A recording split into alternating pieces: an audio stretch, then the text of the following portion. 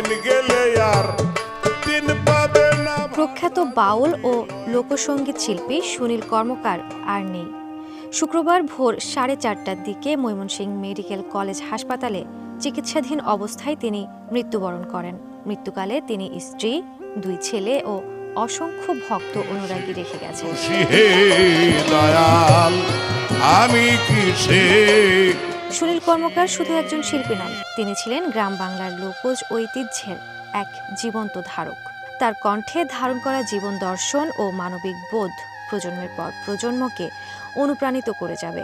তার প্রয়াণে আমরা হারালাম এক খাঁটি বাউল শিল্পী।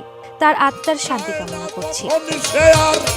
1959 সালের 15 জানুয়ারি নেত্রকোনার কেন্দুয়া উপজেলার বান্দনাল গ্রামে জন্ম নেওয়া সুনীল কর্মকার মাত্র 7 বছর বয়সে গানের জগতে পথ চলা শুরু করেন। ভরাট ও আবেগময় কণ্ঠের পাশাপাশি একতারা, দোতারা, বেহালা, তবলা ও হারমোনিয়াম সহ একাধিক বাদ্যযন্ত্রে ছিল তার সমান দক্ষতা। কিংবদন্তি বাউল ওস্তাদ জালাল উদ্দিন খাঁর গানই তাকে বাউল দর্শনের পথে অনুপ্রাণিত করে। সুনীল কর্মকার ওস্তাদ জালাল উদ্দিন খাঁর বহু গানে সুর ও কণ্ঠ দিয়েছেন, যেগুলোর অনেকগুলোই লোকসঙ্গীত প্রেমীদের কাছে জনপ্রিয় ও স্মরণীয়।